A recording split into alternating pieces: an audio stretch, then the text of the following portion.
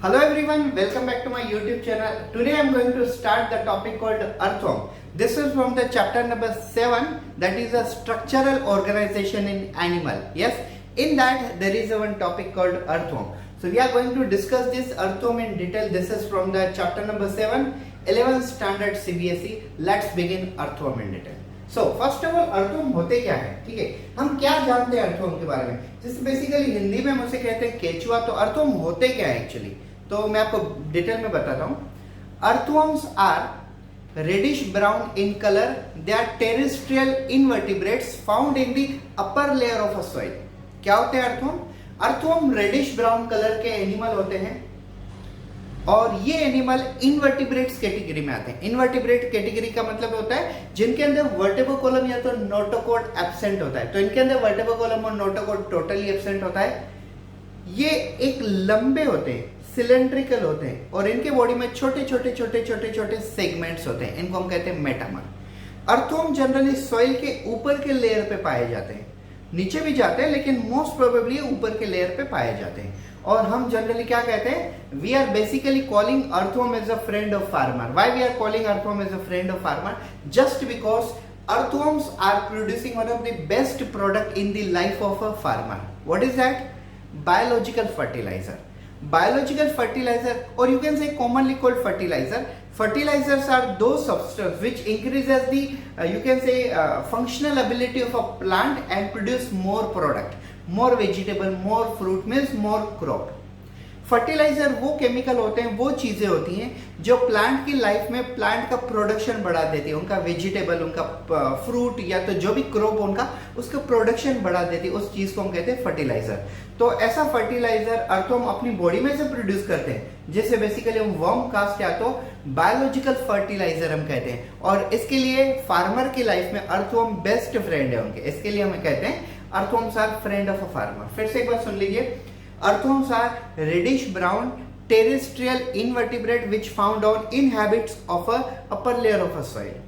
Earthworm reddish brown colour के invertebrates होते हैं जिनके अंदर पीठे मतलब पीठ पे वर्टेब्रो कॉलम या तो नोटोकॉर्ड नहीं होता है। ये टेरेस्ट्रियल एनिमल होते हैं और सॉइल के ऊपर के लेयर पे पाए जाते हैं।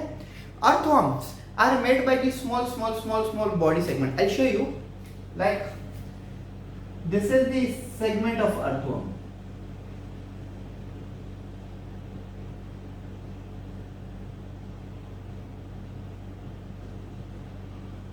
So these are the segments of earthworm. Earthworms are generally having around 100 to 120 you can say segments, and these segments are similar in size and structure. I mean to say they are similar in structure, therefore they are called as a metamers. They are called metamers and they are formed by metamorphosis. Like we said that our body is divided into three parts, like a head, thorax and abdomen, but the body of earthworm is divided into the around 100 to 120 segments. These segments are called as a metamer and they are produced by the metamorphosis. They are segmented animal, they are annelida. If we wanted to find out where the earthworm is there, so earthworm can easily be detected by their fecal matter or fecal deposit. We called it as a worm cast. क्या होता है worm cast और worm casting? Worm cast और worm casting is nothing but the waste product latrine of earthworm. But I tell you, waste product of earthworm becomes the best product for the farmer's life. जो earthworm का उनका जो खुद का waste product होता है वो फार्मर की लाइफ में उनका बेस्ट प्रोडक्ट हो जाता है, बिकॉज अर्थवर्म का जो वेस्ट प्रोडक्ट होता है वर्म कास्टिंग, और वो वर्म कास्टिंग में से बेसिकली बायोलॉजिकल फर्टिलाइजर बना जाता है। आजकल तो काफी ऐसे लोग हैं जो अर्थवर्म की फार्मिंग करते हैं। अर्थवर्म की फार्मिंग करते हैं मतलब कैसे? वो जनरली एक स्पेस में सॉइल के लेयर डाल देते हैं, उसके ऊपर अर्थवर्म डालते हैं और उसके ऊपर से फिर से मतलब ड्राई गोबर जो होता है, काउ डंग, ड्राई वो डालते हैं, फिर लीफ के कुछ वेजिटेबल्स डालते हैं जो ड्राई होते हैं, उसके ऊपर फिर से अर्थवर्म। तो अर्थवर्म ऊपर से लेके ऊपर की सॉइल की लेयर से लेके नीचे तक अंदर तक जाते हैं और वो सॉइल को खाते हैं, वो लीफ के पार्ट्स को खाते हैं और अपने अंदर से वेस्ट प्रोडक्ट प्रोड्यूस करते हैं जिनको हम कह रहे हैं वर्म कास्ट। और ये वर्म कास्ट को आजकल 1 kg, 2 kg, 10 kg, 100 kg ऐसे मार्केट में बेचा जाता है एज अ बायोलॉजिकल फर्टिलाइजर। और अगर आप प्लांटेशन करते हो, गार्डनिंग करते हो, तो गार्डनिंग में अगर आप वर्म कास्टिंग डालते हो, so your plant will grow as bigger as you want expected this. Yes, जब आप उम्मीद भी नहीं करोगे इतना जल्दी आपके प्लांट कैसे बड़े हो रहे हैं, तो बड़े होंगे क्योंकि उनके अंदर आप क्या डाल रहे हो, बायोलॉजिकल फर्टिलाइजर डाल रहे हो। सो this is the best things about biological fertilizer. We commonly call it as a earthworm farming. Basically in India there are two common earthworms. Yes, Indian common earthworms. तो इंडिया में generally दो common genus है earthworm के, एक है Pheretima और दूसरा है lumbricus. Ferretima or lumbricus. But in this chapter, in this topic, we are going to learn only about the Ferritema. So I'll tell you morphology of Ferritema. I'll tell you digestive system of Ferritema, reproductive system of Ferritema, excretory system of Ferritema, nervous system of Ferritema, circulatory system of Ferritema. I'll tell you only about the Ferritema. So let's first discuss about classification. Classification of what? Classification of Pheretima earthworm. मैं आपको 5 चीजें बताऊंगा, actually 6 चीजें बताऊंगा। First one phylum, then I tell you about the first I tell you about the kingdom, phylum, class, order, genus and species. So let's start. First one, kingdom. So as we know that this is animal, so obviously we will put the kingdom earthworm as a animalia. According to R.H. Whitaker, all the kingdom means all the organisms should be divided into 5 categories. So animalia was one category in which all the animals are merged. Yes, so kingdom is animalia. Then talk about the phylum. So earthworms phylum is you can say Annelida. Why we call it Annelida? Because these are the segmented animal. These are the segmented animal. They are showing so many segments in their body. Generally adult earthworm have 100 to 120 segments. Clear everybody? And then third one is class. Now class is Clitellata. Why we called class as a Clitellata? Clitellata because these are having so many segments. Each segment is also known as a clitellum. इनके segments को हम clitellum भी कहते हैं, इसके लिए इनको हम clitella भी कहते हैं. So this is the about the class. Now about order. So order is, अगर हम इनके अगर देखें क्लास के बाद सब क्लास भी आएगा, उसके बाद ऑर्डर भी आएगा, उसके बाद सब ऑर्डर, लेकिन हमें ये पूरा नहीं देखना है। मैंने आपको पहले ही कहा सिर्फ 6 चीजें बताऊंगा मैं आपको। So ऑर्डर होगा इसका Opisthophora. Opisthophora is the order. And now about the genus. So मैंने आपको पहले कहा in India there are two famous you can say common earthworm. One is a Ferritema and second one is Lumbricus. So Ferritema and Lumbricus are both the type of a genus, but we are going to only discuss about the Ferritema. So here I will write genus as a Ferritema. Yes, and species is Posthuma. So I should write the P in small one because according to the scientist Carlos Linnaeus, who have given 2 domain system or binomial nomenclature. So rule of binomial nomenclature, species should be written as a small. So यहाँ पे actually थोड़ा और clear लिखना चाहिए. तो P. Ferritema is the genus and species is the Posthuma. So this is about the introduction and classification of earthworm.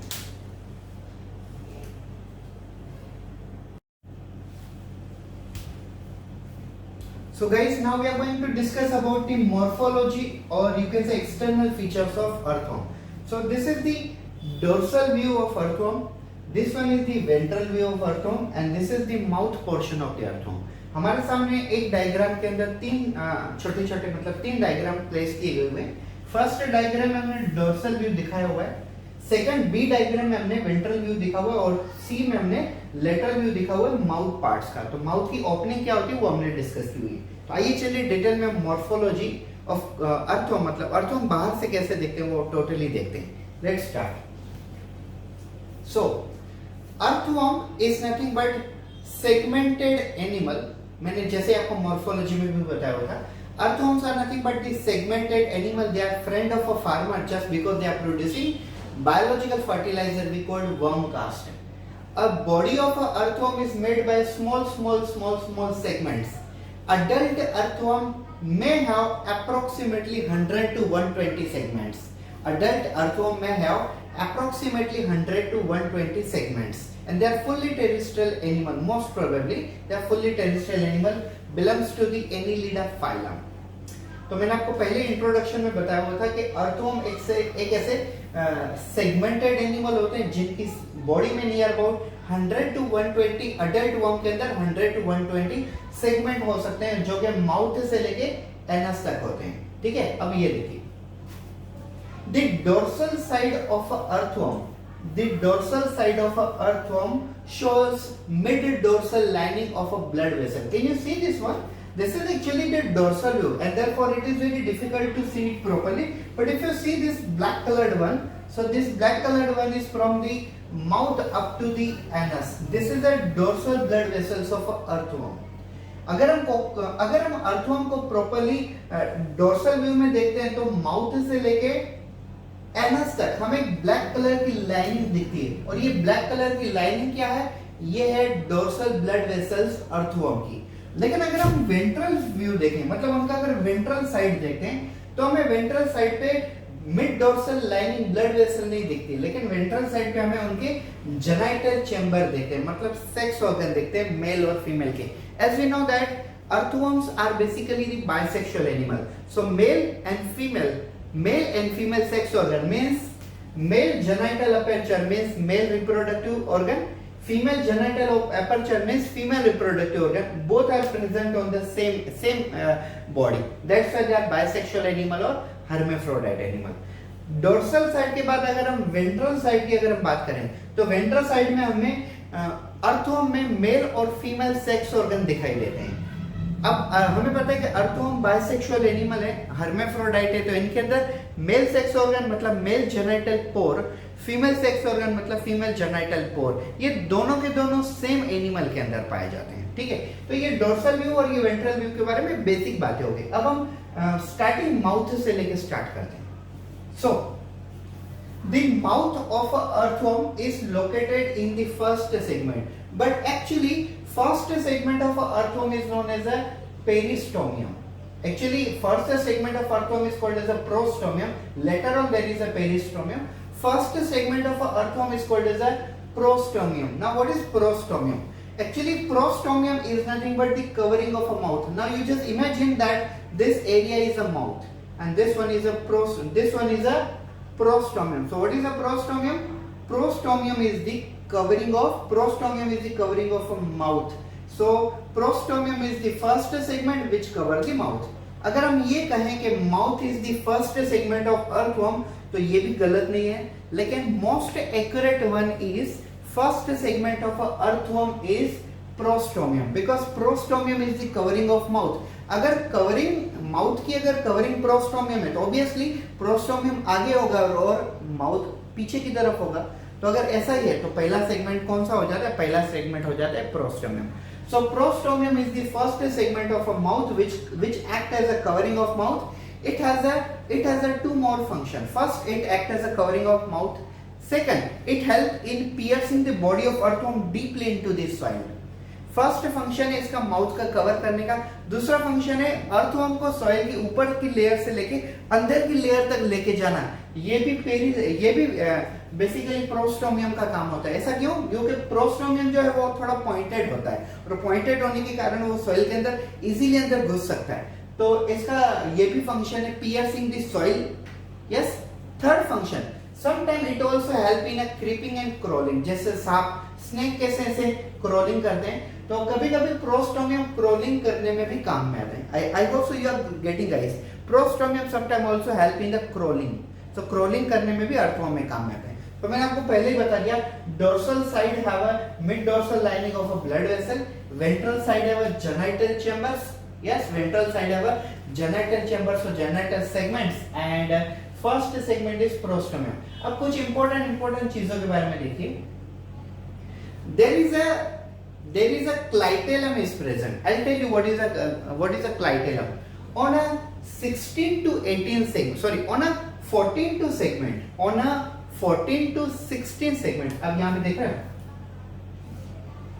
On a 14 to 16 segment, there is a dark band of a glandular tissue is present. This is called clitellum. On a 14 to 16 segments, there is dark band of glandular tissue is available. This tissue is called clitellum. आप यहाँ पे देख रहे हो, ये क्लाइटम है. ये clitellum कहाँ है?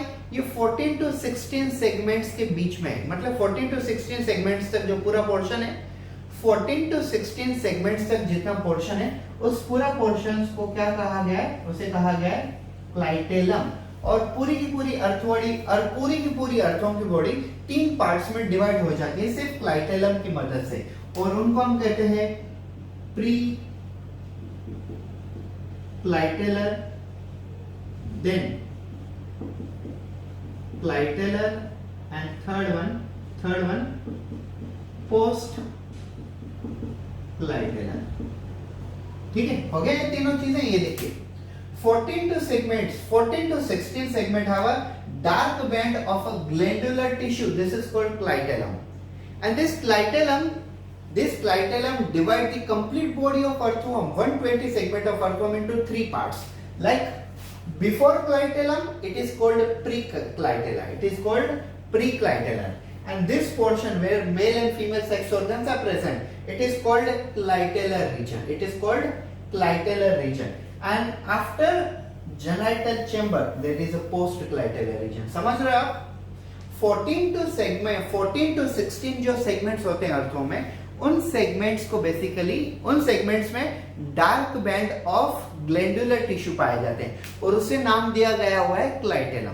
और उसके कारण पूरी अर्थोम की बॉडी को 3 भाग में डिवाइड कर दिया हुआ है. क्लाइटेलम के पहले वाला हिस्सा क्लाइटेलम वाला पोर्शन को नाम दिया हुआ है क्लाइटेलर, और क्लाइटेलम के बाद वाले पोर्शन को नाम दिया हुआ है post clitellar. So simply before pre clitellar, after post clitellar, and centre clitellar.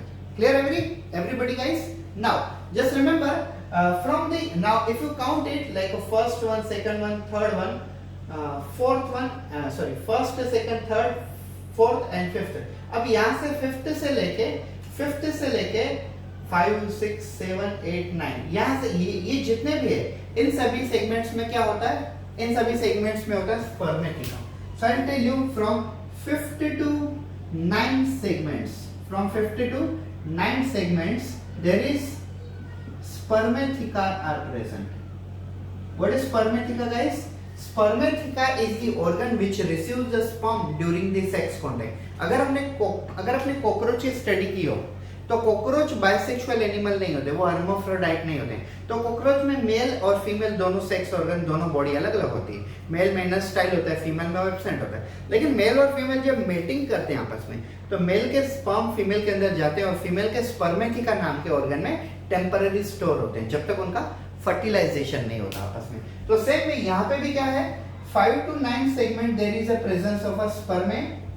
5 to 9 segment there is presence of spermathecas are present.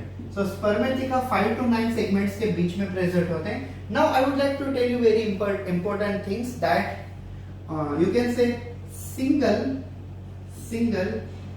female genital pore is present. Single female genital pore is present on 14 segments. आप यहाँ पे देख सकते हो.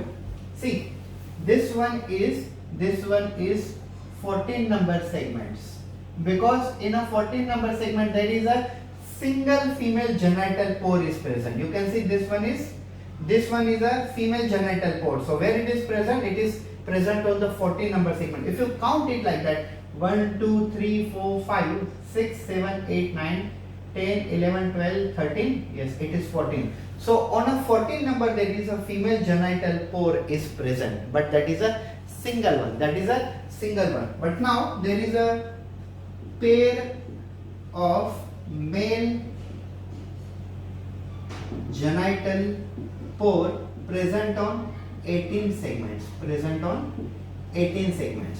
तो अब यहाँ पे देखिए हमने फीमेल का डिस्कस कर लिया, वो अब हमें मेल का डिस्कस करना है. तो ये जो मेल में आप देख रहे हो दो सेगमेंट्स हैं. यस, मतलब एक पेयर है total. So this one and this one. So there is a presence at 18 segments.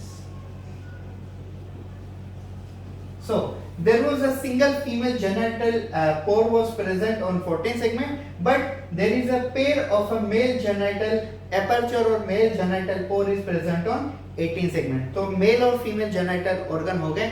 स्पर्मेथी का भी मैंने आपको मॉर्फोलॉजी में क्लियरली बता दिया. अब एक चीज याद रखिए, basically the full body of earthworm have rounded shape structure. You can see this one.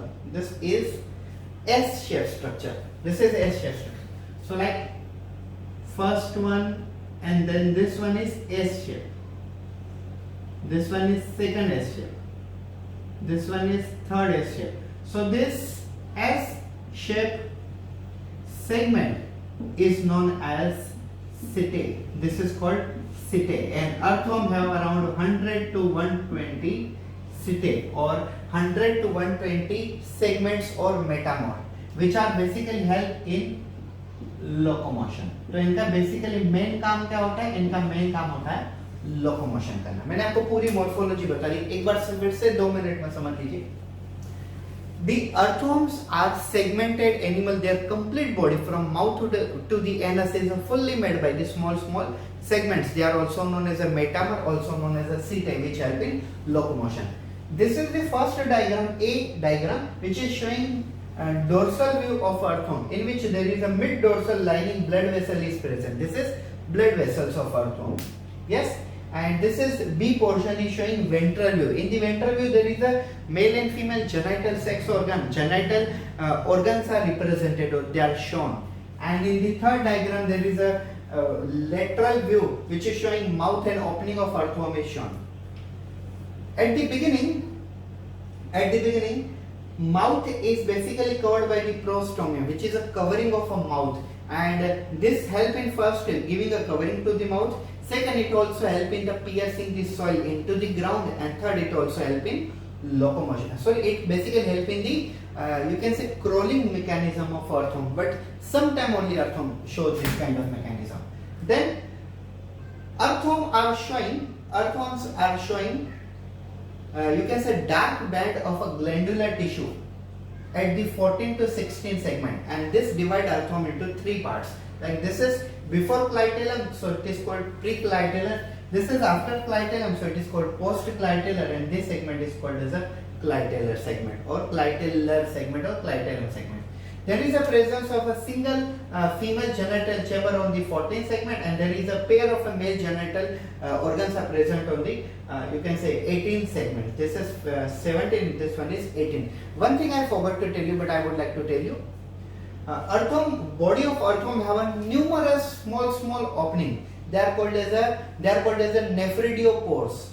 The full body of earthworm have a small holes. They are known as a nephridiopores, and they are excretory in the function. So they open into the surface of a body of earthworm. So this is about the earthworm.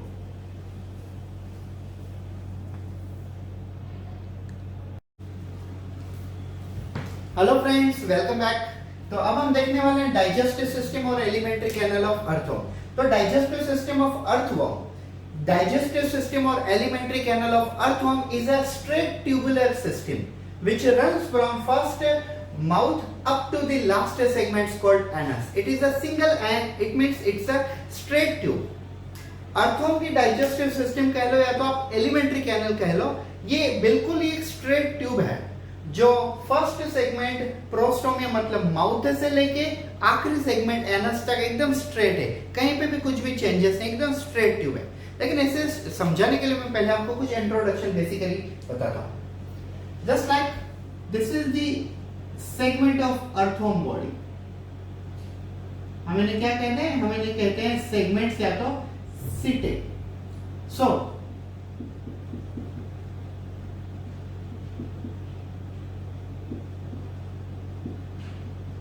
externally the body wall of earthworm is made by non-cellular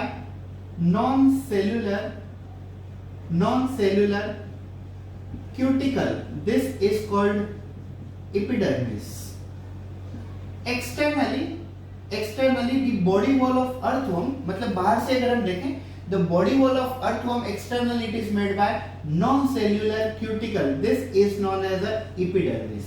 But this epidermis is made by columnar epithelial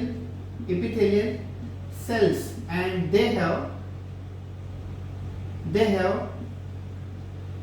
you can say secretory glands. They have secretory glands cells. ये देखिए, ये earthworm की body है, ठीक है। ये आप देख रहे हो, ये अगर माउथ हम स्टार्ट करें तो ये पूरा एनस हो गया, ठीक है। तो माउथ से लेके एनस तक इनका जो बाहर से एक्सटर्नल बॉडी वॉल है वो किससे बना हुआ है? वो है नॉन सेल्यूलर क्यूटिकल से, मतलब इनके अंदर सेल्स नहीं लेकिन क्यूटिकल लाइनिंग है। और ये किससे बने? ऐसे हम क्या कहते हैं? जैसे हम कहते हैं एपिडर्मिस। लेकिन एपिडर्मिस किससे बना हुआ? एपिडर्मिस बना हुआ है कोलमनर एपिथेलियल सेल्स से, जो क्या काम करते हैं? सिक्रेटरी ग्लैंड सेल्स होते हैं, हम कहते हैं सिक्रेटरी ग्लैंड सेल्स। मतलब ये कुछ केमिकल सीक्रेट करते हैं अपनी बॉडी में से। अब आपको क्या सीक्रेट करते हैं वो मैं आपको डाइजेस्टिव सिस्टम के अंदर पढ़ाऊंगा, ठीक है। तो आइए चलिए डाइजेस्टिव सिस्टम की बेसिक बातें स्टार्ट करते हैं। First of all, remember earthworm, the body wall of earthworm also have a two type of a muscle. These muscles are two layer of muscle, and these two layer of muscles are, first one is circular muscle, and second one is longitudinal muscle. First one is circular muscle and second one is longitudinal muscle. So these are two different type of muscle pairs are present in this. Even though innermost coelomic epithelium is also present. Innermost coelomic epithelium also present. Epithelium, ठीक है। So body wall of earthworm shows two type of two layers of muscle. One is a circular muscle and second one is longitudinal muscle. It also have an innermost coelomic epithelium. Now we are going to begin with the alimentary canal. So alimentary canal of earthworm, as I told you already, it is a straight tube starting from the first part called prostomium, or you can say mouth, and up to the anus, and it is divided into so many parts. Let's see. The first part of a earthworm in the digestive system is always prostomium, which is covering of a mouth, तो मतलब earthworm के digestive system में सबसे पहला part आता है mouth का, लेकिन माउथ से पहले भी उसकी कवरिंग होती है, और उस कवरिंग को हम कहते हैं prostomium. So prostomium is the covering of mouth and this take the food material into the mouth. Now what is the food material of earthworm that we know? Like food material of earthworm is a, you can say, dead leaves, जो branches से जो leaves नीचे पड़ते हैं पेड़ से, वो leaves, organic matter और soil particle. Yes, ये सब चीजें earthworm का जो होता है वो food कहलाया जाता है. So as food material enter into the mouth, so mouth is present between first to third segment. As we know that total earthworm body have about 100 to 120 segments. These segments are called as a setae or you can say metama. तो ऐसे 100 to 120 segment है. उसमें से पहले 3 segment में earthworm का mouth है.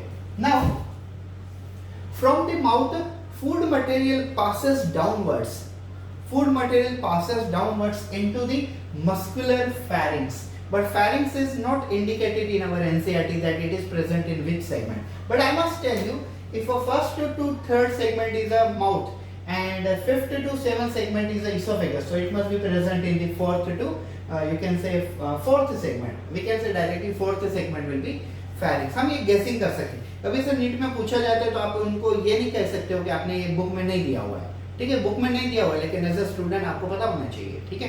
तो आप थोड़ा सर्च कर लो, नहीं तो फोर्थ सेगमेंट से पकड़ के चलो, क्योंकि थर्ड के बाद फिफ्थ आता है तो फोर्थ सेगमेंट कहाँ गया, माउथ के बाद अगर इसोफेगस आता है तो फोर्थ सेगमेंट में क्या होगा, फेरिंक्स होगा, ये हम गेस कर सकें. From the pharynx food material enter into the narrow tube. Narrow tube, this narrow tube is called esophagus.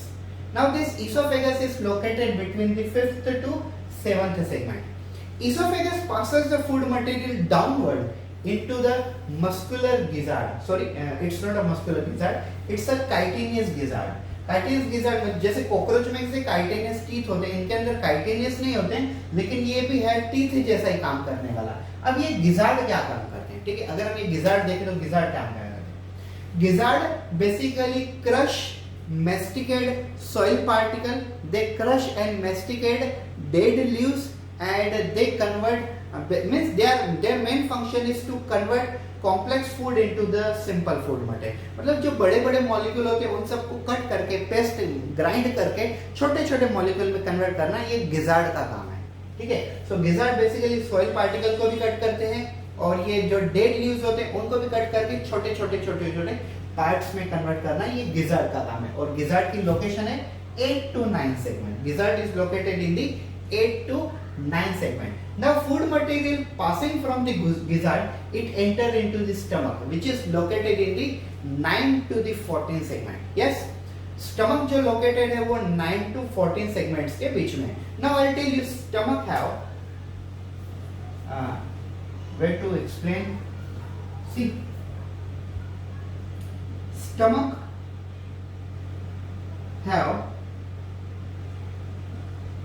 calciferous glands. अब स्टमक के अंदर क्या है, स्टमक जो के 9 to 14 सेगमेंट्स के अंदर आता है, तो यहाँ पे कैल्सीफेरस ग्लैंड्स होते हैं. और कैल्सीफेरस ग्लैंड्स का काम क्या होता है, this calciferous gland neutralize humic acid which is present in humus.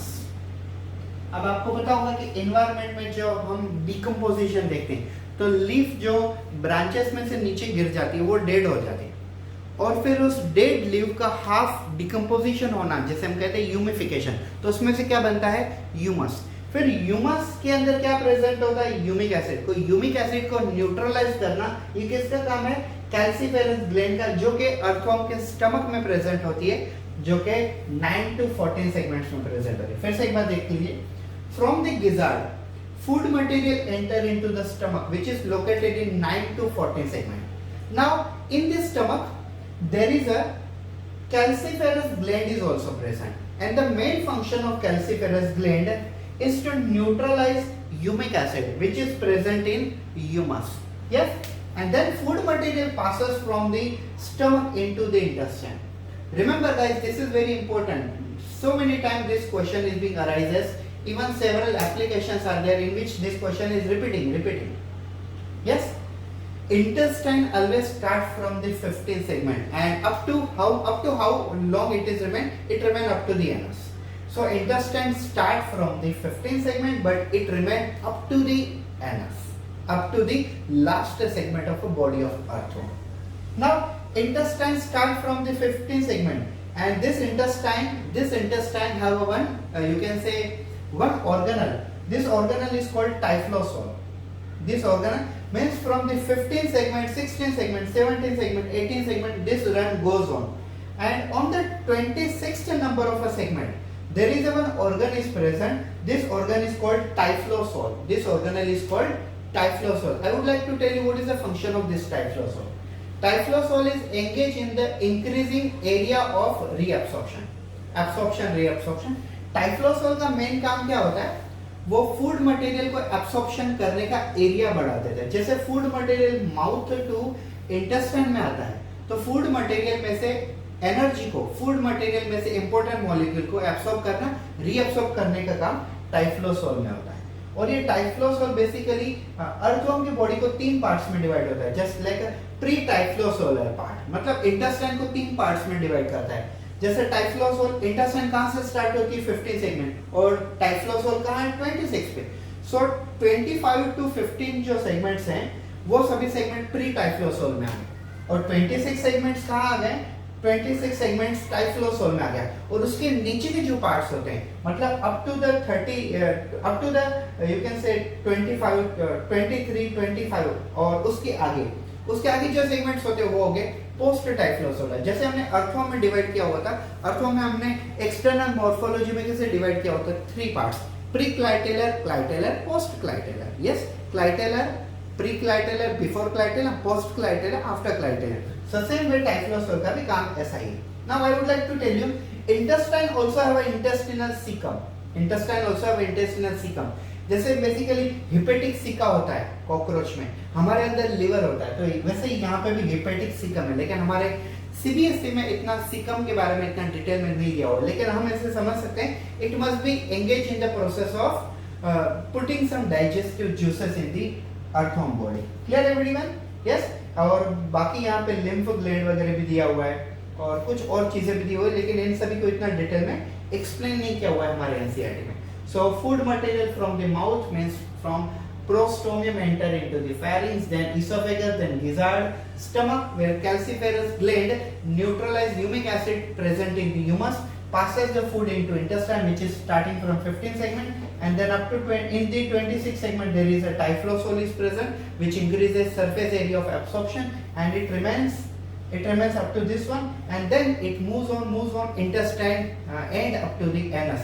All the waste material present in the anus, all the waste material present in the body of earthworm will be excreted out through the anus. But this waste material will be waste for the earthworm, but it will be best for the farmer, because waste material of earthworm is a worm cast or wormy cast, and this worm cast or worm casting is the biological fertilizer, and it is a good product for the plant to increase the productivity, to increase the quality quantity of a food as a fertilizer. So this is the digestive system or alimentary canal of earthworm.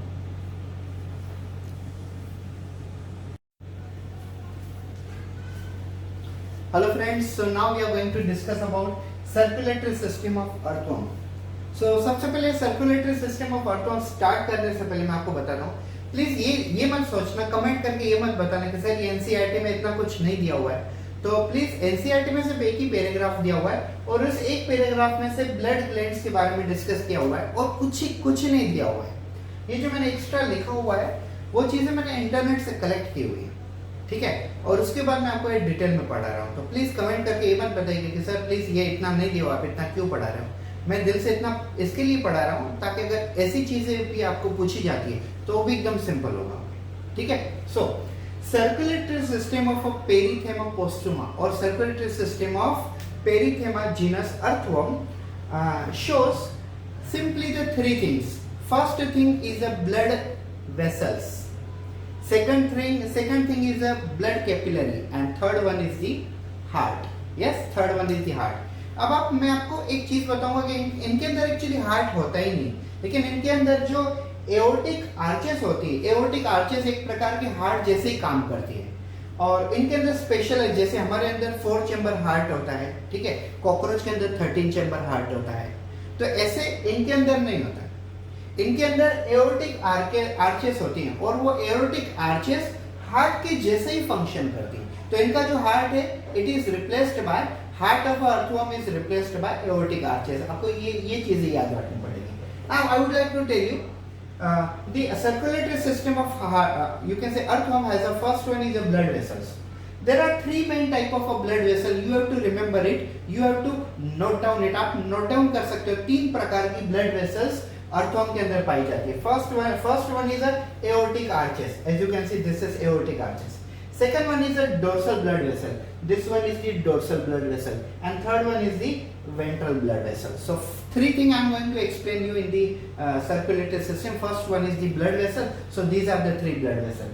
First one aortic arches, second one is a dorsal blood vessel, and third one is the ventral blood vessel. So ये तीन चीजें, मतलब first one blood vessel. तो blood vessel के तीन प्रकार, ये तीन हो गए. Now what is about the blood capillary?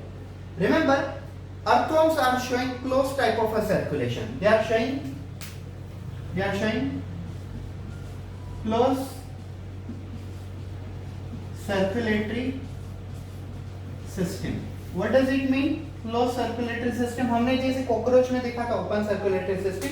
Open circulatory system means blood flows in the empty cavity, in the coelom. But earthworm do not have an empty cavity. Means earthworm के अंदर open type of circulation नहीं होता जैसे cockroach में होता है. लेकिन earthworm में closed type of circulation होता है. मतलब blood directly blood vessels के through ही flow होता है. हार्ट से लेके पूरी बॉडी में ब्लड वेसल्स के थ्रू ही ब्लड जाता है, तो उसे हम कहते हैं closed type of circulation. So earthworms are having closed type of circulation. They are having dorsal blood vessel, they are having ventral blood vessel, they are having aortic arches.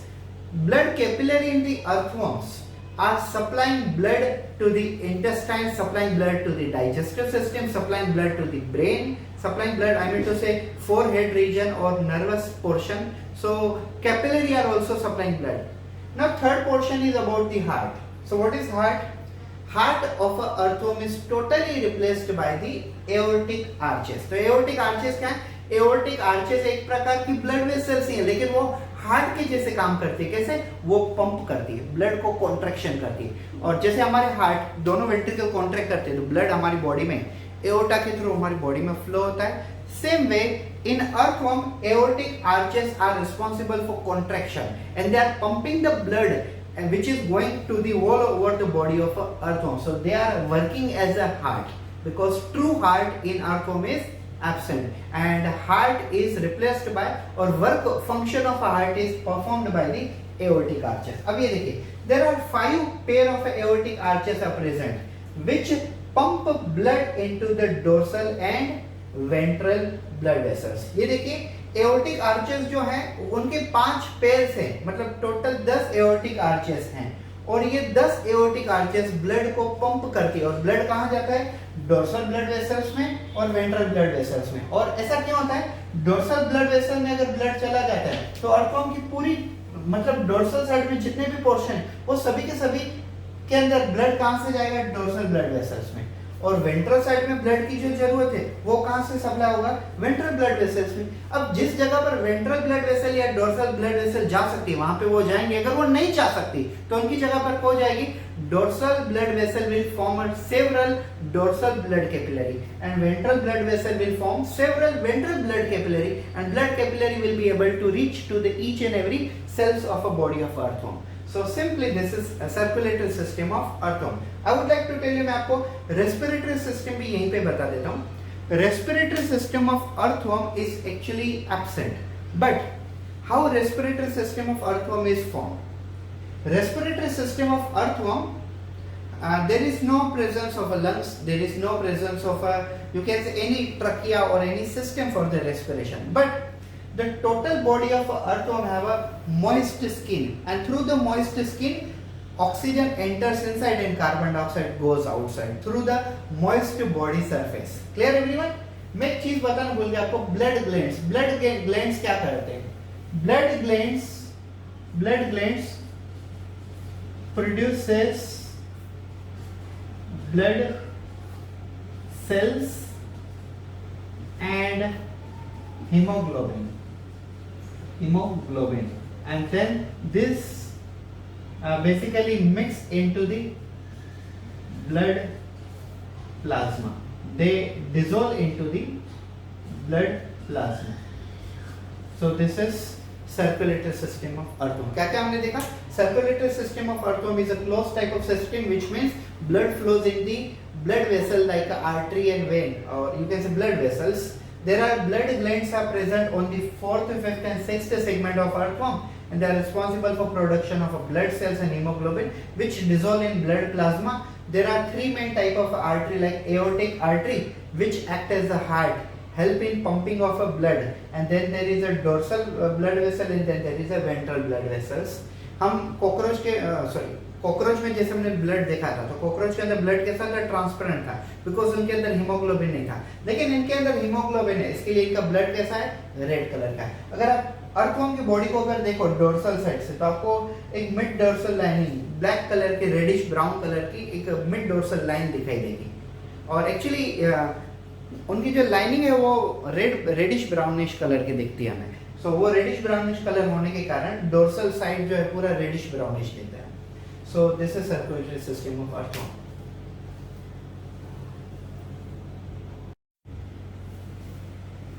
Hello guys, so now we are going to discuss about excretory system of earthworm।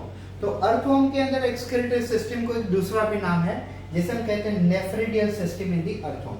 So excretory system of earthworm और nephridial system of earthworm, that is one and the same thing। earthworm के अंदर जो excretory system होती है उसी को ही दूसरा नाम दिया हुआ है nephridial system। तो दोनों में से कोई भी नाम यूज करो, मतलब एक ही निकलता है। Let's start। Excretory system of earthworm is specially made by the number of nephridia, and that is why we are calling it as a nephridial system।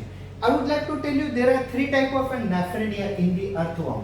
There are three type of nephridia in the earthworm। First I will tell you septal nephridia। What is meant by septal nephridia? Septal nephridia basically there are three type of nephridia, and all these three type of nephridia are making the excretory system of earthworm। Septal nephridia, it is located at 15 segments to the last segment, and it basically opens into intestine। So this is the first nephridia। Earthworm के अंदर जो earthworm के अंदर जो excretory system होती है वही नेफ्रिडियल system होती है। और ऐसा क्यों? क्योंकि अर्थवर्म के अंदर तीन प्रकार के नेफ्रिडिया होते हैं। सबसे पहला नेफ्रिडिया होता है सेप्टल नेफ्रिडिया। अब सेप्टल नेफ्रिडिया की लोकेशन कहाँ होती है? सेप्टल नेफ्रिडिया अर्थवर्म के 15 सेगमेंट में से स्टार्ट होते हैं और वो आखिरी के मतलब एनस तक वहां तक होते हैं। मतलब स्टार्टिंग उनकी 15 सेगमेंट से होती है और एंड तक वो होते हैं, उसे हम कहते हैं सेप्टल नेफ्रिडिया।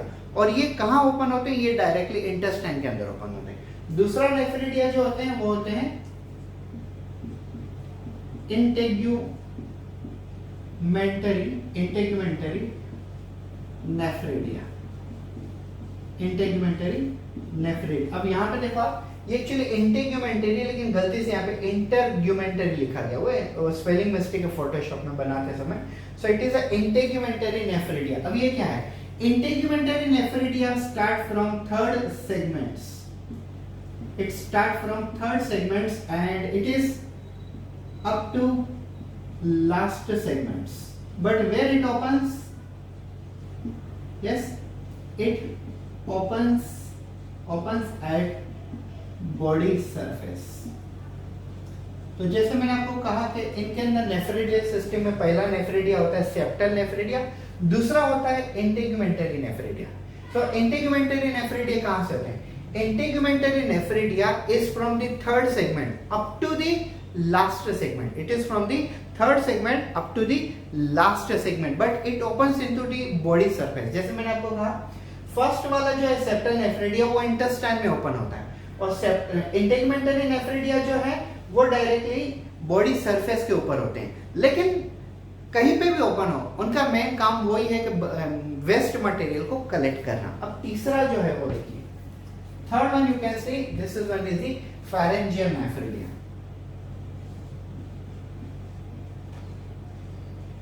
pharyngeal nephridia, अब इसका काम क्या है देखिए। pharyngeal nephridia, there are three pairs of pharyngeal nephridia which are located on 4th, 5th and 6th segments। Yes, pharyngeal nephridia, there are three pairs of pharyngeal nephridia and these are located on 4th segments, fifth segment and sixth segment. They are only located in fourth, fifth and sixth segment. फिर से एक बार देख लीजिए, earthworm have a excretory system which is basically called as a nephridial system, just because earthworm do not have a kidney-like organ. Earthworm do not have a urethra, ureter or urinary bladder-like organ, but they have a nephridia. But there are three kind of nephridia. First one is septal nephridia, which is located on 15th segment up to the last segment, but it opens into the intestine. Second one is the integumentary nephridia, which start from third segment up to the last, but it opens into body surface. And last one is a pharyngeal nephridia. There are three pairs of a pharyngeal nephridia which are located on first pair located on fourth segment, second pair located on fifth segment, and third pair located on sixth segment. What is common between them? So I would like to tell you, septal nephridia, integumentary nephridia and pharyngeal nephridia all are similar in structure and function. सभी के सभी nephridia जितने भी है, septal हो, इंटेगुमेंटरी हो या तो फेरेंजियल हो, सभी नेफ्रिडिया का फंक्शन मतलब स्ट्रक्चर नियर अबाउट एक जैसा ही होता है और उनका फंक्शन भी एक जैसा होता है. So they all are structurally and functionally similar. Functionally dissimilar कैसे होगा? सभी के सभी नेफ्रिडिया तो वो वेस्ट मटेरियल को कलेक्ट करेंगे. क्लियर? तो all waste material is collected by all this three type of a nephridia. So all are similar in structure. I would like to tell you what is the function of nephridia. दूसरा marker use करके बता रहा हूं so that you will be able to remember this. Functions of nephridia. So what are the function of nephridia? The function of nephridia is to regulate volume of body fluids. Yes, अब body fluids की अगर हम बात करें, so water, salt and you can say mainly blood. So it is mainly responsible for regulation of a body fluids. It also help in regulate composition of body fluids. So it is involved in balancing or regulating volume of body fluid, and it also help in regulating the composition of body fluid. मतलब body fluid में अंदर अब देखिए earthworm के अंदर अगर हम देखें ब्लड में, तो ब्लड के अंदर क्या क्या होते हैं? ब्लड सेल्स होते हैं और उसके बाद ब्लड प्लाज्मा होता है और उसके बाद हीमोग्लोबिन होता है. तो उनका जो कंपोजिशन है उसका बैलेंस करना और उसका जो वॉल्यूम है जितनी क्वांटिटी में वो भी बैलेंस करना, वो भी इनका ही काम है. नेफ्रिडिया का सबसे इंपॉर्टेंट काम अगर देखें, main function of nephridia, main function आप कहां तक देख सकते हो? I don't know. So just a minute. Okay. So septal nephridia, integumentary nephridia, pharyngeal nephridia, इनका मैंने पोजीशन सब बता दिया. Main function of nephridia: regulate volume of body fluids. Second, regulate composition of body fluids. और third main function है excrete waste product. Excrete waste product. अभी एक product कैसे वेस्ट करते हैं? देखिए, नेफ्रिडिया चाहे वो सेप्टल नेफ्रिडिया हो, चाहे वो इंटेगुमेंटरी नेफ्रिडिया हो, चाहे वो फेरेंजियल नेफ्रिडिया, वो जहां पे भी उनकी पोजीशन है वहां से वो वेस्ट मटेरियल को पिकअप करते हैं, मतलब कलेक्ट करते हैं, और कलेक्ट करने के बाद वो बॉडी वॉल के सरफेस के थ्रू इंटेस्टाइन के अंदर डालते हैं, और इंटेस्टाइन से जैसे वेस्ट मटेरियल बाहर निकलेगा, नेफ्रिडियल वेस्ट मटेरियल भी उसी के थ्रू बाहर निकल जाएगा. So this is best way to understand nephridial system और excretor system in the earthworm. शायद स्टार्टिंग में जब मैं आपको पढ़ा रहा था तो अब तक मैंने ये यहाँ उसके बाद आपको दिखाई नहीं दे रहा था, तो एक बार शॉर्ट में समझ लीजिए. Nephridial system of earthworm has a three nephridia. Septal nephridia which is present in 15th segment which open into intestine. Integumentary nephridia located from third segment up to the last segment which open into the body wall or body surface. And pharyngeal nephridia, there are three pairs of pharyngeal nephridia open present in 4th, 5th and 6th segments. Main function of nephridia is to regulate body volume, main function of nephridia is to regulate volume of body fluids and then regulate composition of body fluids and finally excrete waste product.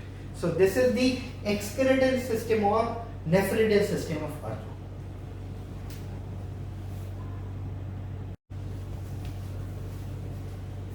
So dear all student, now we are going to discuss about nervous system of earthworm. आप सोचोगे कि इतने छोटे से अर्थों क्या उनके अंदर भी नर्वस सिस्टम होती है? तो हाँ, उनके अंदर भी नर्वस सिस्टम होती है, वेल डेवलप्ड नर्वस सिस्टम होती है. तो let's start nervous system in the earthworm. So nervous system in the earthworm is represented by ganglia.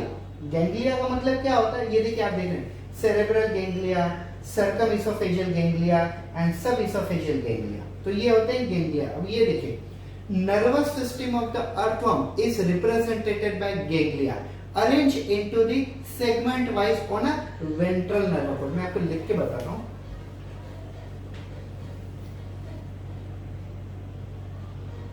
Nervous system of earthworm represented by ganglia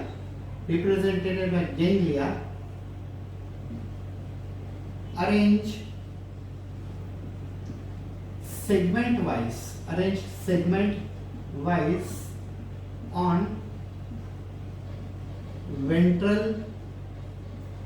nerve cord.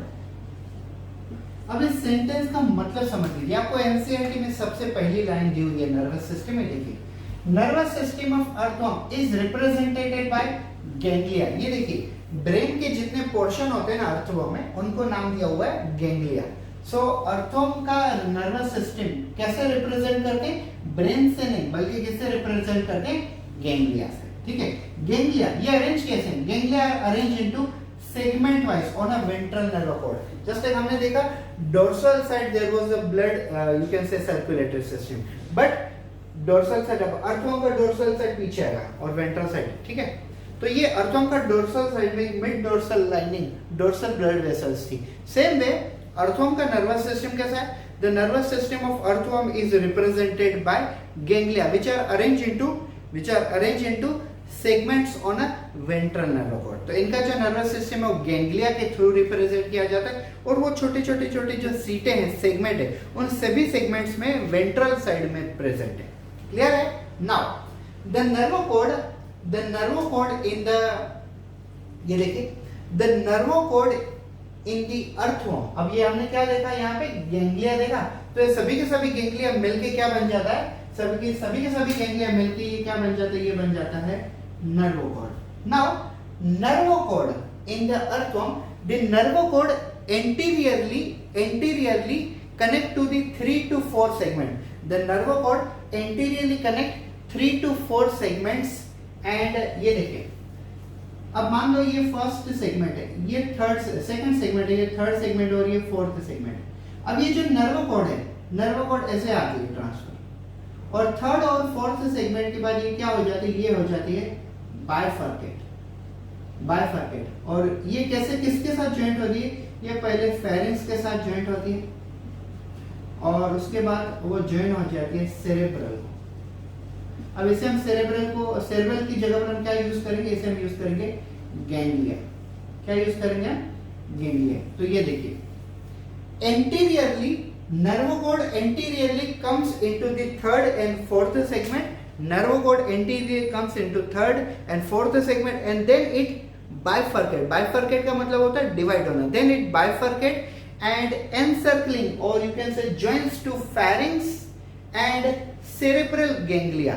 Joins to pharynx and cerebral ganglia and form nerve cord. ये वाला sentence थोड़े फिर से एक बार समझ लीजिए ताकि आपको एकदम परफेक्टली बैठ जाए. Nervous system of earthworm is represented by ganglia which are arranged segment wise on ventral nerve cord. Nervous system of earthworm की जो नर्वस सिस्टम है वो गैंग्लिया के द्वारा हम रिप्रेजेंट करते हैं, और वो कहां पे होते हैं? वो वेंट्रल साइड पे होते हैं. वेंट्रल साइड पे नर्व कॉर्ड के ऊपर होते हैं. अब ये देखिए, yes, nerve cord coming from the first segment, then it comes to the third and fourth segment, and then it divide or it bifurcate, and it joins to pharynx and then it joins to cerebral ganglia. अब यहाँ पे ganglia लिखो या तो cerebral ganglia लिखो, एक ही चीज होती है. Joins to cerebral ganglia to form what? To form nerve cord. Now there are mainly three type of ganglia are present in the earthworm. One is the cerebral ganglia. Second one is the circumesophageal ganglia. Third one is the subesophageal ganglia. Now I'll tell you what is the difference between them. See, cerebral ganglia are located above the esophagus. Subesophageal ganglia are located below the esophagus, and circumesophageal ganglia are located nearby the esophagus. Cerebral ganglia are located above the esophagus. Subesophageal ganglia are located below the esophagus, and circumesophageal ganglia are located near the esophagus. अब एक चीज समझ लीजिए, in our nervous system we have a brain, we have a central peripheral autonomic nervous system, we have a sensory cell, we have a sensory organ like eye, yes, ear, nose, tongue and skin. We have a 5 sensory organ. Earthworm do not have a sensory organ like the eye. Earthworm do not have a sensory organ to feel any kind of a touch, but still earthworm have a sensory touch cells which are responsible for collection of a light. They are visible of light, and they are also able to sense the vibration through their body or through their body skin. Earthworm के अंदर eyes जैसा कोई organ नहीं. Earthworm के अंदर movement sense करने वाले भी कोई ऑर्गन नहीं है, लेकिन फिर भी उनको लाइट डिस्टिंग्विश कर सके वो, ऐसे उनके अंदर सेल्स हैं जिसे हम बेसिकली रिसेप्टर सेल्स कहते हैं. और अर्थवर्म के अंदर वाइब्रेशन सेंस करने वाले भी सेंस ऑर्गन हैं. सो अर्थवर्म के अंदर ये चीजें काफी अच्छी है, उनके अंदर आईज ना होने के बावजूद भी वो लाइट को सेंस कर सकते हैं. उनके अंदर कोई मूवमेंट ना होने के बावजूद भी वो वाइब्रेशन को सेंस करते हैं. So sense organs are totally absent, but still they have ability to distinguish light and can feel the vibration. I would like to tell you, sensory organs are located on anterior part. Sensory organs are almost located on anterior part of a earthworm body. So this is nervous system of earthworm. It was very simple but slightly little bit of a complicated when you read the earthworm nervous system. जब आप earthworm की nervous system starting में read करते हो तो 2-3 line इतने थोड़े confusing आते हैं, लेकिन आप यहाँ पे थर्ड और फोर्थ सेगमेंट से बाइफर्केट होते हैं. फेरिंग्स के बाद वो सेरेब्रल गैंग्लिया को जॉइन होते हैं और नर्व कॉर्ड फॉर्म करते हैं. इतना तक अगर आप इजीली समझ जाते हो तो बाकी समझना आप लोगों को काफी इजी होता है.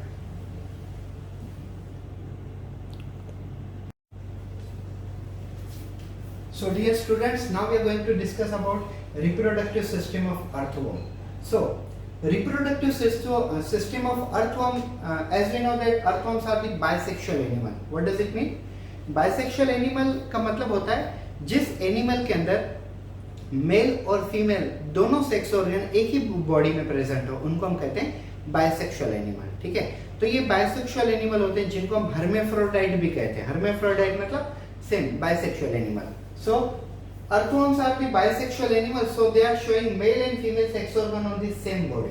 I'll tell you male organ and then I'll tell you female organ, then I'll tell you how does they do on the reproduction. पहले मैं आपको मेल और फीमेल रिप्रोडक्टिव सिस्टम के ऑर्गन बताता हूँ और उनके फंक्शन बताता हूँ. उसके बाद हम देखते हैं कि ये सेक्सुअल प्रोसेस कैसी होती है इनके अंदर.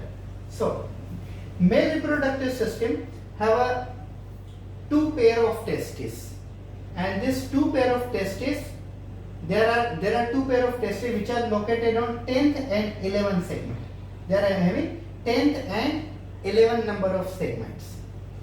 These testes are responsible for production of a sperm. Testes are engaged in the production of sperm, and these sperms are carried by vas deferens which are located on 18 segment. जब आप NEET exam point of view से as a NEET aspirant study करते हो तो आपको ये ज्यादा important है कि कौन सा सेक्स ऑर्गन कौन से सेगमेंट में होता है. इसके लिए मैंने फोटोशॉप में ये एडिट करके रखा हुआ है कि कौन सा सेगमेंट कौन से सेगमेंट में होता है, कौन सा सेक्स ऑर्गन कौन से सेगमेंट में पाया जाता है, ताकि आप लोगों को स्टडी करना काफी इजी हो जाए. ठीक है, सो testes are producing sperm which are located in 10 and 11 number of segment, and these sperms are carried by the vas deferens which are located on 18 number of segment. There is a common prostate and spermatic duct are present which open into the male genital organ, even the prostate gland also open into the male genital organ. So prostate gland also connect to vasa deferens. यहाँ पे देखिए pair of testes which produce sperm and sperm are carried by the vas deferens.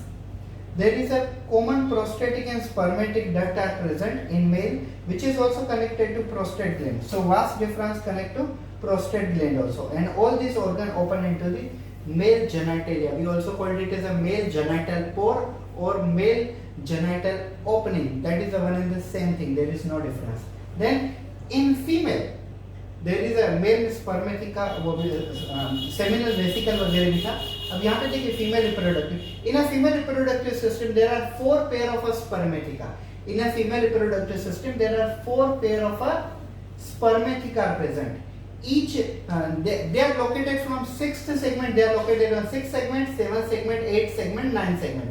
So पहले 6, 7, 8, 9 ऐसे 4 segments के अंदर इनके 4 pair होते हैं स्पर्मेथिका के, और एक सेगमेंट्स के अंदर एक पेयर होता है. मतलब अगर हमें ये पूछा जाए कि टोटल स्पर्मेथिका कितने अर्थों में, तो हम क्या कहेंगे 8 अर्थों.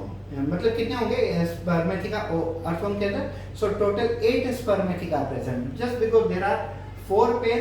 Each pair is located in one segment and they are located from 6 to 9 number of segments. Clear everyone? Remember the main function of a spermatheca is to receive the sperm during fertilization and store the sperm. Not, I mean to say, they receive the sperm during copulation, means during sex contact, and they store sperm for the fertilization. Spermatheca का main काम होता है sperm को receive करना जब copulation मतलब sex process होती हो, ठीक है, और उसके बाद उनको स्टोर करना फर्टिलाइजेशन प्रोसेस करने के लिए. There is a presence of ovary. There is a single pair of ovary which is located on 12 and 13 number segments. मतलब 12 और 13 नंबर का जो सेगमेंट है, इस सेगमेंट्स में ओवरी है सिंगल पेयर. और ओवरी क्या प्रोड्यूस करती है? ओवा. और ओवा ओवरी में से कहाँ जाते हैं? ओवेरियन फनेल में जाते हैं. ओवेरियन फनेल में जाते हैं. Clear everybody? Spermatheca, ovary, ovarian funnel. And now I would like to tell you one more thing. Remember, sperm produced by the male part is always in the form of a sperm pocket. Is always in the form of sperm pocket. Now what pocket in the I mean to say it is present in the packet form. मतलब काफी सारे millions of sperm आते हैं, उसे हम कहते हैं packet. तो स्पर्म का जो पैकेट होते हैं उनको हम कहते हैं spermatophore. The packet of a sperm is called spermatophore. Now I would like to tell you how does mating reproduction takes place between earthworm. Yes, अब मैं आपको टेक्निकली बता दूं अर्थवॉर्म के अंदर रिप्रोडक्शन होती कैसे. तो देखिए मैं आपको कुछ लिखता नहीं हूं, ऐसे ही बताता हूं. Just imagine that this is one earthworm. Earthworm have a male reproductive part. Earthworm also have a female reproductive part. मतलब फीमेल तो ऊपर होता है, like female 14 segment and male 18 number segment. Yes, now but this female part cannot do the reproduction with this male part. Being a bisexual also they can't do this. Earthworm bisexual animal होते हैं, फिर भी मतलब earthworm bisexual animal होते हैं, उनके अंदर female reproductive part भी है, मेल रिप्रोडक्टिव पार्ट भी है. लेकिन उसी अर्थवॉर्म का फीमेल रिप्रोडक्टिव पार्ट उसी मेल अर्थवॉर्म के साथ, मतलब उसी अर्थवॉर्म के मेल रिप्रोडक्टिव पार्ट के साथ अर्थवॉर्म का फीमेल रिप्रोडक्टिव पार्ट उसी अर्थवॉर्म के मेल रिप्रोडक्टिव पार्ट से रिप्रोडक्शन नहीं कर सकता, क्योंकि उनकी पोजीशन मैच नहीं होती. तो ये कैसे रिप्रोडक्शन करते हैं? ये रिप्रोडक्शन करते हैं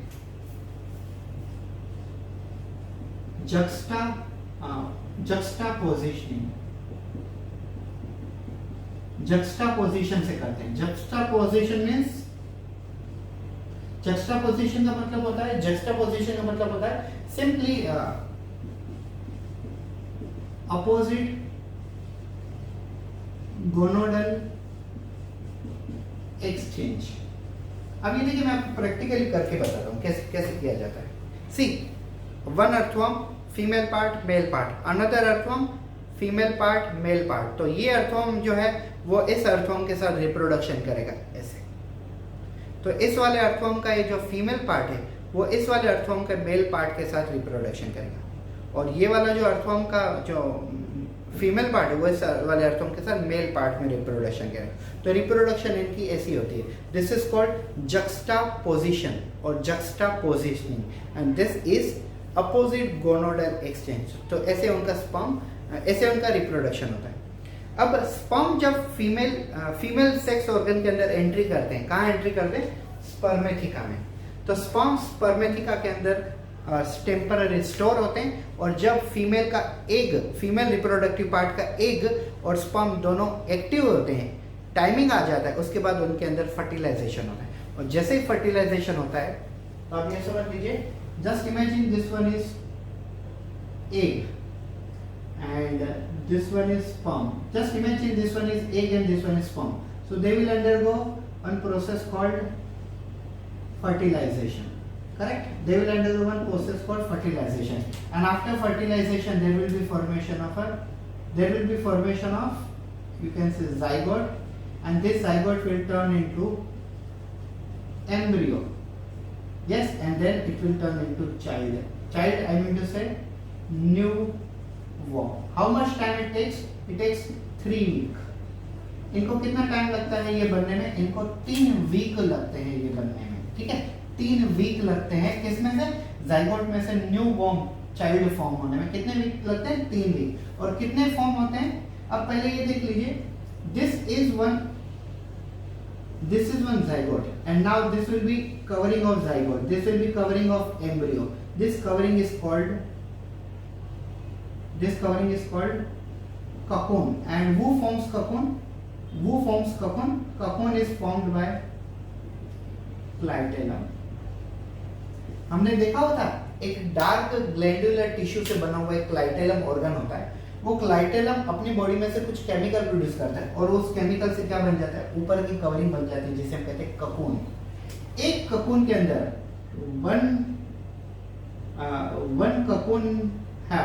one cocoon have 2 to 20 worms. एक ककून के अंदर कितने worms हो सकते हैं?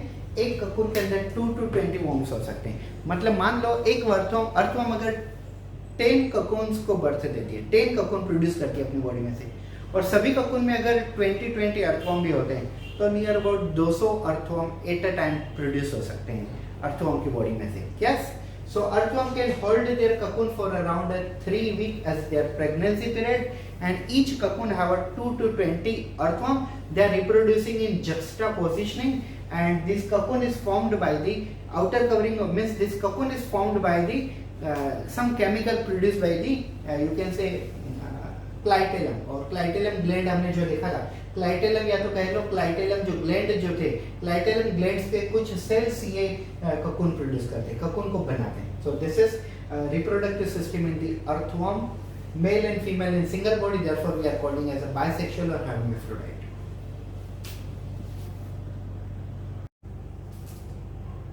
Hello dear students. So after completion of a full topic about earthworm, right now I am going to tell you the revision of earthworm.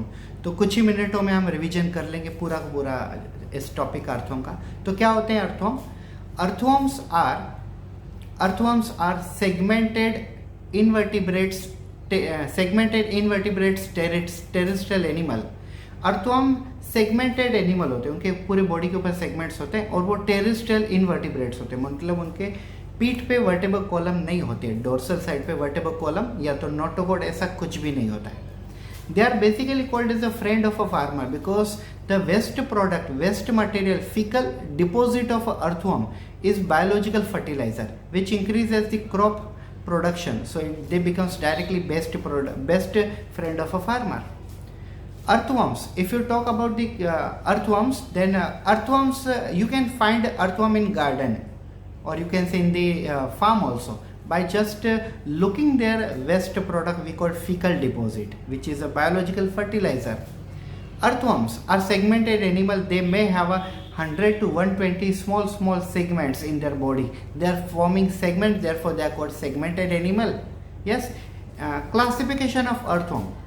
Kingdom, they are Animalia because they are animal. Phylum, they belongs to Annelida. Class, they belongs to the Clitellata because they are forming small small clitellum. Earthworm के अंदर जो segments होते हैं उन्हीं को ही हम clitellum भी कहते हैं, या तो क्लाइटेला भी कहते हैं। इसके लिए उनको क्लाइटेलेटा क्लास में डिवाइड किया हुआ है। और अगर हम उनके ऑर्डर की बात करें तो ऑर्डर होता है ओफिस्थोफोरा, एंड जीनस है पेरीथेमा। दूसरा भी जीनस आता है पेरीथेमा के साथ, लुम्ब्रिकस, लेकिन हम जो डिस्कस कर रहे हैं वो फेरीथेमा डिस्कस कर रहे हैं, पेरीथेमा। और स्पीसीज जो है वो पोस्थुमा। सो हमारे जो अर्थवर्म है वो है Pheretima posthuma, generally Indian common Indian earthworm कहलाया जाता है। मॉर्फोलॉजी, अगर हम मॉर्फोलॉजी की बात करें तो अर्थवर्म पूरे के पूरे सिलेंड्रिकल होते हैं, उनकी पूरी की पूरी बॉडी में छोटे छोटे सेगमेंट्स होते हैं। इन सेगमेंट्स को हम बेसिकली सीटे भी कहते हैं, और या तो सेगमेंट भी कहते हैं, और क्लाइटेला भी कहते हैं। सीटे क्योंकि वो एस शेप होते हैं। अर्थवर्म की पूरी बॉडी माउथ से लेके एनस तक अराउंड 120 सेगमेंट हो सकते हैं, 100 to 120 सेगमेंट। इनका जो पहला सेगमेंट होता है उसे हम कहते हैं माउथ, या लेकिन माउथ के ऊपर भी एक कवरिंग होती है, आगे की कवरिंग, तो उसे हम कहते हैं यस प्रोस्टोमियम। सो प्रोस्टोमियम पहला सेगमेंट होता है, उसके बाद माउथ, फिर उसके बाद डाइजेस्टिव सिस्टम के, मतलब ऐसे सेगमेंट स्टार्ट होते हैं, एनस तक होता है। इनके अंदर जो सेगमेंट आते हैं वो तीन पार्ट्स में डिवाइड होते हैं। नियर अबाउट एक ऑर्गन होता है जिसे हम कहते हैं मतलब डार्क ग्लैंडुलर टिश्यू से बना होता है, जैसे हम कहते हैं क्लाइटेलम। और क्लाइटेलम के कारण पूरा अर्थवर्म 3 पार्ट्स में डिवाइड होता है, लाइक प्री क्लाइटेलर जो क्लाइटेलम से पहले हैं, पोस्ट क्लाइटेलर मतलब जो क्लाइटेलर के बाद में, और एक सेंट्रल क्लाइटेलर होता है मतलब मेन क्लाइटेलर जिसे हम क्लाइटेलर कहते हैं। वैसे उनकी पूरी बॉडी डिवाइड होती है। उनकी पूरी बॉडी में सभी के सभी सिस्टम होते हैं नियर बॉडी। रेस्पिरेटरी सिस्टम देखें तो काफ़ी वीक रेस्पिरेटरी सिस्टम होती है, क्योंकि बॉडी वॉल के थ्रू ऑक्सीजन एंट्री करता है, कार्बन डाइऑक्साइड बाहर जाता है।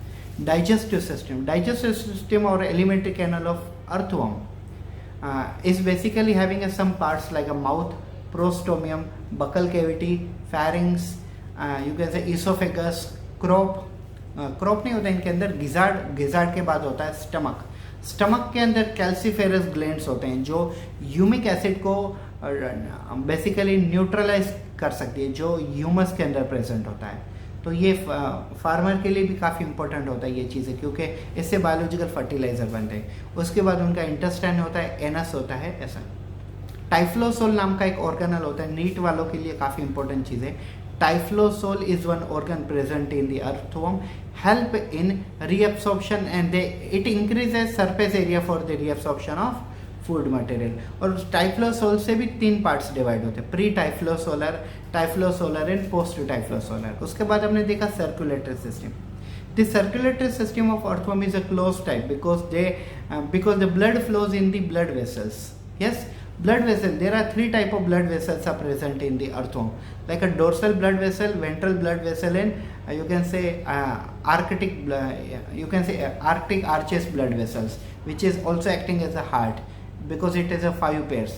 And there are blood capillaries are also present, and then you can say heart is present, but heart is actually replaced by the aortic arches, which is also one type of a blood vessel, but it pump in way that blood flows through the blood goes into the dorsal and ventral vessels.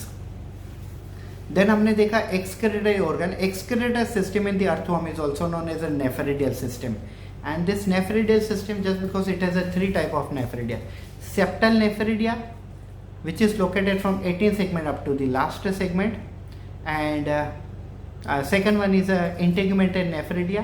Septal nephridia open into the intestine, then integumentary nephridia, which start from 3rd segment up to the last segments, and last one is pharyngeal nephridia, and it is located in the 3rd, 4th, 5th and 6th segment, because it has 3 pairs of nephridia. All these nephridia are similar in structure, and they are basically involved in the you can say regulating volume and composition of body fluids, and also help in excretion of waste from the coelomic fluid. Yes, उसके बाद हमने देखा nervous system of earthworm. Nervous system of earthworm is formed by the nerve cord and ganglia, and there is a circumesophageal ganglia, subesophageal ganglia, yes, और cerebral ganglia में से ganglia देखें, which are forming a nerve cord and nervous supply to the complete body parts. Then we discuss about the reproductive system.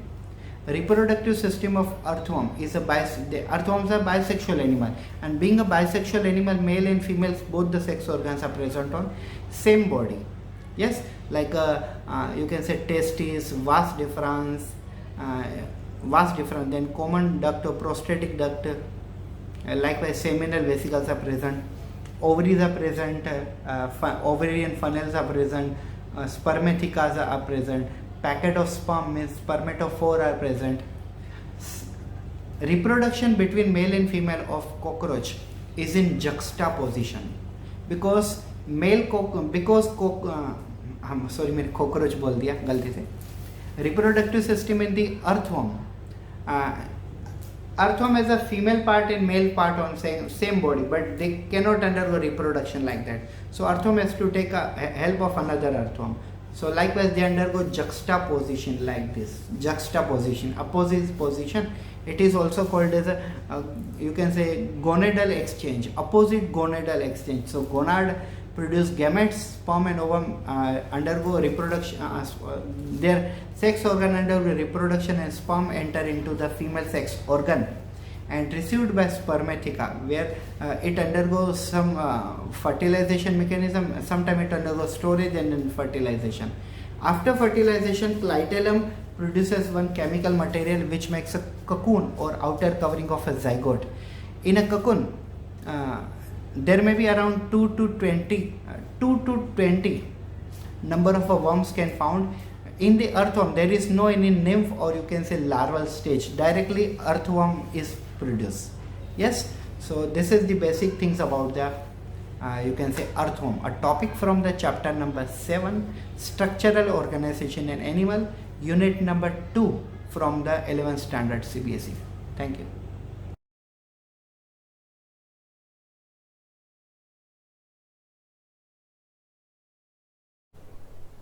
Hello friends, welcome back to my YouTube channel.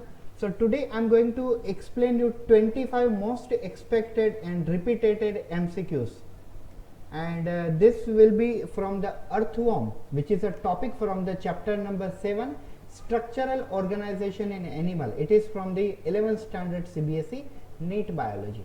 So let's start with this topic. Question 1. I will explain you complete this video in English and Hindi both the language. मैं पूरा का पूरा lecture आपको English और हिंदी दोनों languages में explain करूंगा. Okay, so let's start one by one question. Question 1. Which of the following is correctly describe the location of some body parts in the earthworm ferythema? ठीक है, इनमें पूछा गया है कि इनमें से कौन से बॉडी पार्ट्स एग्जैक्टली लोकेशन पे है अर्थवर्म के अंदर, स्पेशली फेरीथेमा. ठीक है, सो let's start. Option 1. 2 pairs of accessory glands are in 16 to 18 segments. Accessory glands are not in 16 to 18 segments. 4 pairs of spermatheca in 4 to 7th segments. ये भी गलत है. Spermatheca are basically not in the 4th segment. They are in the 6th to 9th segment. 1 pair of ovaries attach at the intersegmental septum of 14 and 15 segment. No, ovaries are not attached on that. They attach on 13 segments. 2 pairs of testes in the 10th to 11th segments. Correct. तो ये वाला सही answer है. Which of the following correctly describe the location of some body parts in the earthworm ferythema? So yes, answer D है उसका. Yes. Moving towards the question number 2. If a live earthworm is pricked with a needle in its outer surface without damaging its gut, the fluid comes out is. ऐसा पूछा गया है कि अगर कोई live मतलब एक जिंदा अर्थवर्म है, अगर हम उसे नीडल से प्रिक करते हैं तो उसमें से जो फ्लूइड निकलेगा वो फ्लूइड कौन सा होगा? Excretory fluid? No. Coelomic fluid? Coelomic fluid हो सकता है. हीमोलिम्फ? हीमोलिम्फ मतलब ट्रांसपेरेंट फ्लूइड, लेकिन अर्थवर्म के अंदर ब्लड तो बेसिकली रेड कलर का है बिकॉज हीमोग्लोबिन है उसमें. सो सी और ए तो ऑप्शन नहीं है. Slimy mucus? Slimy mucus? No. Slimy mucus will be on the skin, it will not come out from the body. तो स्लाइमी म्यूकस जो है उनकी स्किन के ऊपर हो सकता है लेकिन बॉडी के अंदर में से बाहर नहीं आएगा. तो इसका आंसर बी हो जाएगा, coelomic fluid. Yes, moving towards question number third, spermatheca in earthworm is, arm force medical college 2005 में पूछा गया ये, arm force medical college. So spermatheca in earthworm is for producing sperm, no, spermatheca sperm produce कभी नहीं करते, for storage of sperm obtain from the male earthworm during copulation and use in future, both A and B, none of above. इसका answer B हो जाएगा। ये देखिए spermatheca मैंने आपको पढ़ाया था, स्पर्मेथिका एक ऐसे ऑर्गन होते हैं जो कॉपुलेशन के टाइम पे, मतलब रिप्रोडक्शन के टाइम पे स्पर्म को रिसीव करते हैं और उनको स्टोर करते हैं जब तक फर्टिलाइजेशन नहीं हो। मतलब फर्टिलाइजेशन के लिए जब एग वर्किंग में आ जाता है तो एग और स्पर्म जब दोनों रेडी हो जाते हैं उस वक्त स्पर्मेथिका स्पर्म को एग के साथ ज्वाइंट करने में मदद करती है। मतलब स्पर्म को रिसीव करना, स्टोरेज करना, ये काम होता है स्पर्मेथिका का। तो इसका आंसर बी हो जाएगा।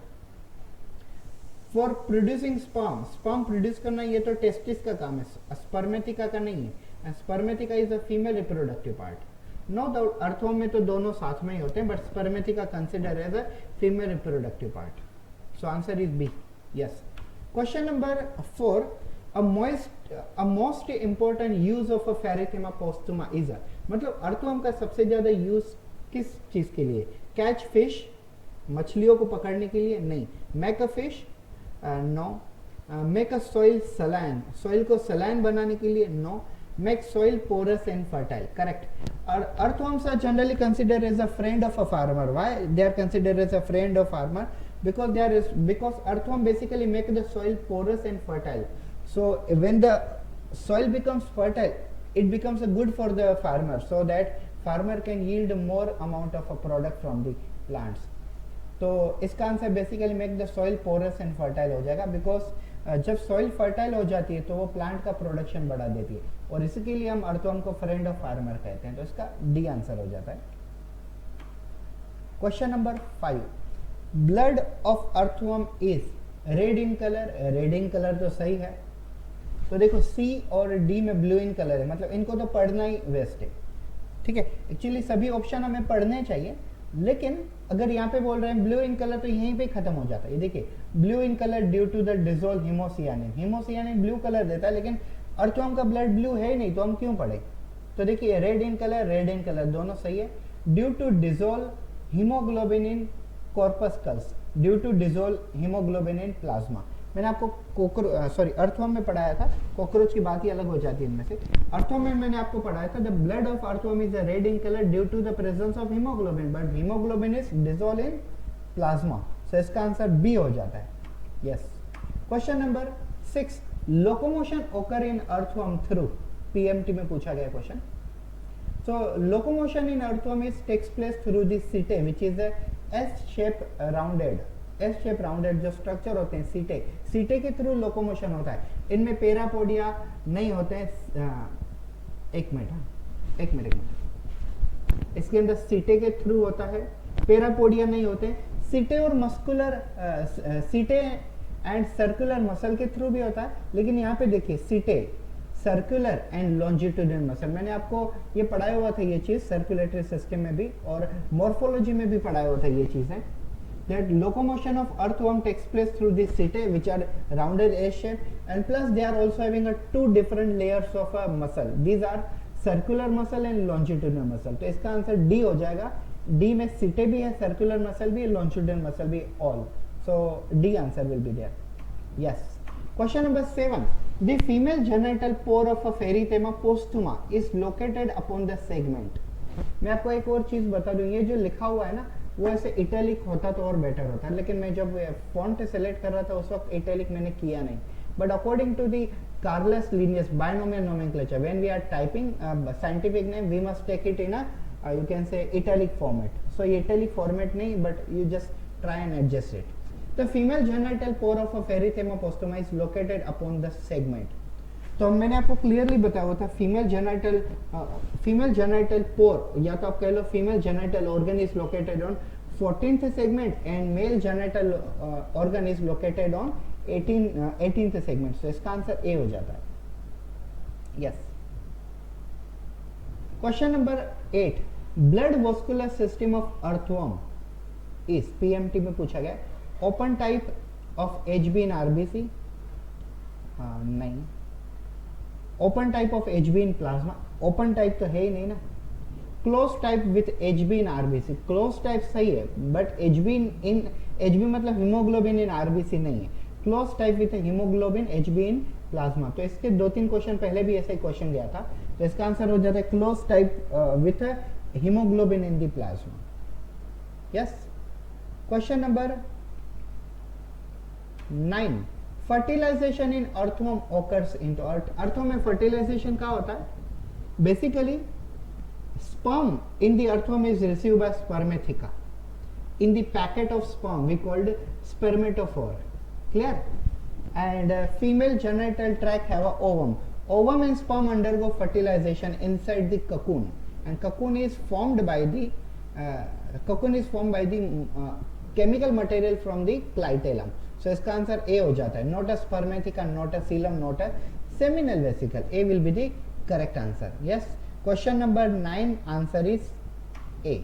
Question number 10, which of the blood vessel is the largest in earthworm and possess valve? ऐसा पूछा गया कि अर्थवर्म में सबसे बड़ी जो अर्थ वेसल्स होती है वो कौन सी है ब्लड वेसल्स? तो वो होती है डोर्सल ब्लड वेसल. कॉकरोच याद आ रहा है बार. अर्थवर्म के अंदर 3 प्रकार के वेसल्स होते हैं मेनली. एक होता है डोर्सल ब्लड वेसल, दूसरी होती है वेंट्रल ब्लड वेसल, और तीसरी जो मेन होती है वो होती है एओर्टिक आर्केस ब्लड वेसल. तो इसका आंसर हो जाता है ए, डोर्सल ब्लड वेसल, और इसके अंदर वाल्व भी होते हैं, they possess valve. A correct. Question number 11, earthworm have no specialised sense organ still they are sensitive to. तो अर्थवर्म के अंदर आईज नहीं होते हैं, फिर भी उनको लाइट समझ में आती है, डिस्टिंग्विश कर सकते हैं. ये पीएमटी 2007 में पूछा गया. So they are having sensitive to, they are possessing sensitive to touch and sound. No, sound नहीं आता है इसमें. Light and sound नहीं. Touch and light आता है लेकिन sound नहीं आता है. Touch, taste and sound. Sound नहीं आएगा. Touch, taste and light. Yes, it will be the D will be the most accurate one. Yes. Question number 12. Role of a typhlozoal in the earthworm is. मैंने आपको कहा था typhlozoal are present in the body of earthworm from the 26 segment, and you can say up to the last one. तो अगर हम देखें तो टाइफ्लोसोल का मेन काम क्या है? Increase absorptive area, emulsify food, kill bacteria, secrete saliva नहीं. इसका आंसर सी है, increase absorption area. Question number 13, in earthworm testis occur in segments. तो अर्थवर्म में टेस्टिस कहाँ पाए जाते हैं? So in the earthworm, testes are found in the 10th and 11th segment. मैंने आपको रिप्रोडक्टिव सिस्टम में सेगमेंट्स के साथ पढ़ाया हुआ था ये. अगर आपने वो वीडियो नहीं देखा तो देख लो, उसमें क्लियरली साथ में डायग्राम में सेगमेंट्स के साथ ही बताया हुआ था. सो इसका आंसर हो जाता है ए, 10th and 11th segments. Question number 14, which one of the following is correctly match regarding earthworm? Earthworm के रिगार्डिंग कौन सा मैच करता है यहाँ पे? So buccal cavity 1st to 5 segment. No, buccal cavity is only present in 1st to 3 segment. Gizzard 6 to 14, ये काफी बड़ा सेगमेंट हो गया. 6 to 14 नहीं होता. Stomach 11 to 18 segment. No. Typhlozoal, yes, 26 to 95th segments. Actually and तक भी होता है टाइफ्लोसोल, तो मतलब पूरी इंटेस्टाइन एंड तक होती है. Typhlosole is actually the part of intestine. तो हमारा आंसर उसका हो जाएगा D. Yes. 15 number question, the highly degraded organic matter rich in nitrogen, potassium in a particular resulting from the activity of earthworm is called. मतलब ये पूछा गया है कि जो highly degradable organic matter है, अर्थवर्म की बॉडी में से निकलने वाला नाइट्रोजन रिच सब्सटेंस है, पोटेशियम रिच है, वो कौन सी एक्टिविटी के कारण बाहर निकलता है? So it is due to humus? No. It is due to vermi compost. Vermi compost बाद में बनता है. It is due to worm casting, compost bedding. No, its answer is worm casting. Worm casting मतलब उनका जो waste material निकलता है वो. तो इसका आंसर हो जाता है सी. Yes. Question number 16. Locomotion in earthworm is directly facilitated by. is होगा वहाँ पे. Is directly facilitated by. So mucus secreted by epidermis. No. Segmentation of the body. Body segments के कारण, लेकिन हाँ बॉडी सेगमेंट्स के कारण होगा, ऐसा ही है। C rhythmic contraction of individual segment, rhythmic contraction नहीं। D setae, B and D actually both are correct answer, but segmentation of the body, तो सेगमेंट से कोई भी हो सकता है, लेकिन उन सेगमेंट्स का एग्जैक्टली नाम क्या है, उसका नाम है सीटे, तो answer would be the D setae. Yes correct. Question number 17. Ferithema postuma earthworm is highly useful as their burrow make the soil loose. Earthworm जो बरो बनाते हैं, मतलब उनके घर बनाते हैं, वो सॉइल को लूज कर देते हैं? No, they make the soil porous and leave their casting and take the organic debris in this soil. ये करेक्ट लग रहा है। They are use as a fish meal, obviously no. They kill the birds due to the biomagnification of chlorinated hydrocarbon, obviously no. Biomagnification और earthworm का आपस में कोई relation नहीं आता, तो इसका आंसर बी हो जाता है। They make the soil porous, leave their casting and take organic debris in the soil. Yes. Question number 18. Respiratory pigment in Ferithema is present in, मतलब Ferithema postuma मतलब जो अर्थवर्म है उनका रेस्पिरेटरी पिगमेंट कहाँ होता है? Erythrocyte means RBC, no. Plasma, yes. Yellow cells, no. Mucocytes, no. What is a plasma? Plasma is a yellow colour fluid in which hemoglobin and blood cells of a Ferithema postuma means earthworm is present. So इसका answer हो जाता है B. Question number 19.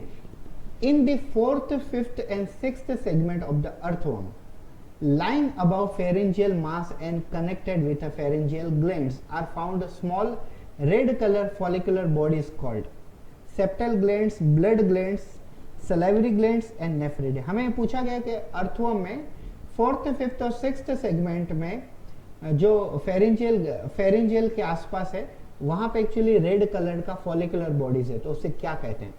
उनको हम basically क्या कहते हैं? उनको हम कहते हैं ब्लड ग्लैंड्स। और ब्लड ग्लैंड्स का काम क्या होता है? They are responsible for production of blood cells as well as haemoglobin which goes in a plasma as a dissolve salt.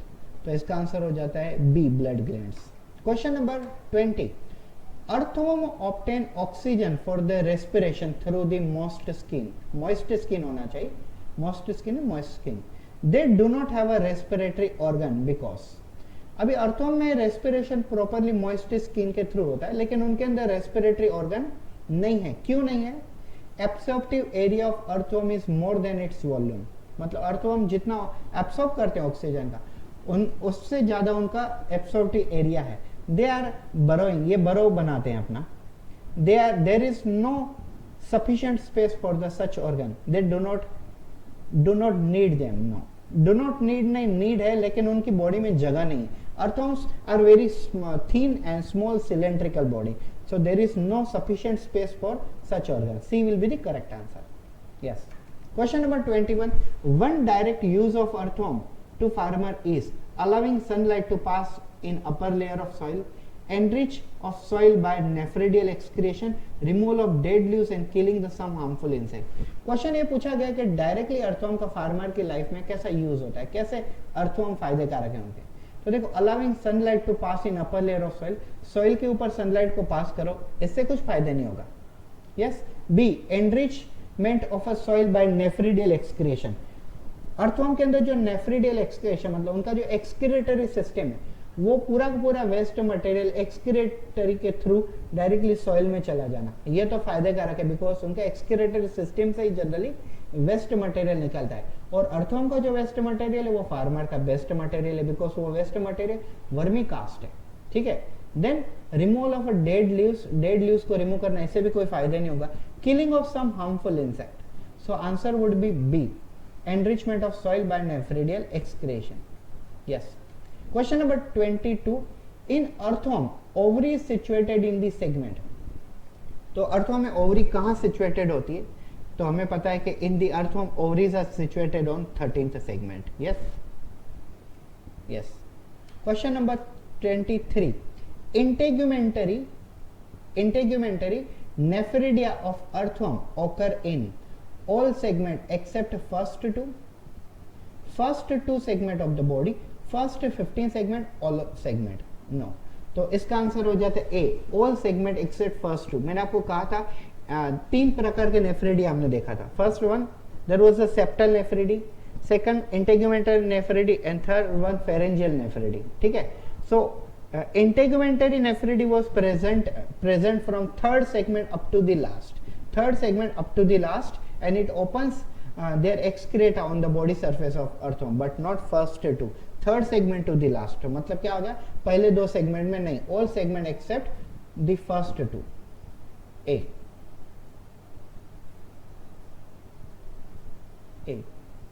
Yes. Question number 24. In earthworm पूछा गया, earthworm में ovaries are larger than the testes. ये तो सही लग रहा है. Testes are larger than the ovary. Most probably ऐसा किसी में भी नहीं होता. Both are equal में भी हो सकते हैं, लेकिन earthworm में तो नहीं. Right, testes are larger than the ovary. No. इसका आंसर है A. Ovaries are larger than the testes. Yes.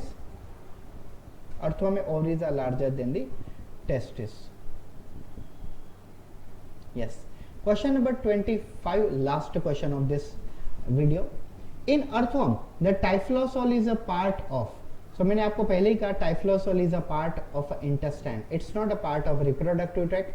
Neither it's a part of a circulatory system, nor it's a part of a nephridium. It's a part of intestine. So C will be the correct answer. Yes. So guys, thank you so much for watching this video.